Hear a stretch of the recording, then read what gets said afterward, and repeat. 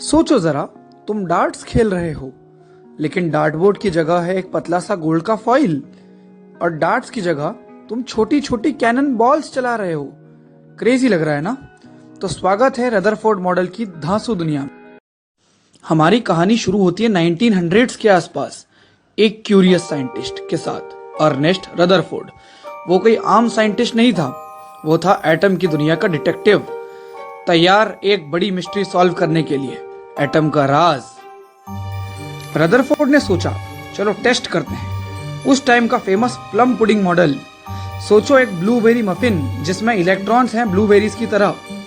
उसने और उसकी टीम ने छोटी छोटी अल्फा पार्टिकल्स जैसे nano cannon balls gold foil पर फायर किए, और जो हुआ वो था फुल ऑन एटॉमिक ड्रामा।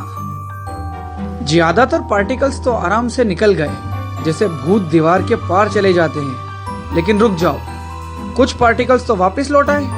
सोचो, तुम एक खुली दरवाजे से गुजरना चाहते हो और अचानक से टकरा के लौट जाओ। शॉकिंग था ना? इस अनएक्सपेक्टेड ट्विस्ट ने रदरफोर्ड को एक धमाकेदार मॉडल देने पर मजबूर कर दिया। एटम्स कोई सॉफ्ट मफिन्स नहीं हैं, बल्कि छोटी सोलर सिस्टम्स जैसे हैं। बीच में होता है एक सॉलिड न्यूक्लियस, और उसके अराउंड इलेक्ट्रॉन्स घूमते हैं जैसे प्लैनेट्स अपने सन के अराउंड। यूनिवर्स एकदम छोटा लगने लगा। पर यहाँ आता है असली ट्विस्ट। ये डिस्कवरी सिर्फ एटॉमिक थ्योरी को नहीं, पूरे साइंस का नजरिया बदल गई। केमिस्ट्री, फिजिक्स और यूनिवर्स को समझने का तरीका भी।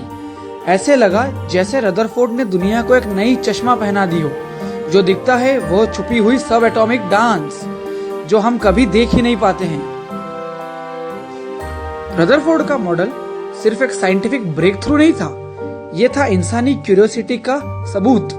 ये हमें याद दिलाता है कि कभी कभी यूनिवर्स अपने सबसे बड़े सरप्राइजेस सबसे छोटी जगहों में छुपा के रखता है। तो अगली बार जब भी मैटर के बिल्डिंग ब्लॉक्स के बारे में सोचो, याद रखना वो कैनन बॉल्स, वो गोल्ड फॉइल और वो आदमी जिसके पास हिम्मत थी मफिन मॉडल को चैलेंज करने की। क्योंकि आखिर में साइंस सिर्फ आंसर्स ढूंढने का काम नहीं, यह है सही सवाल पूछने की कला।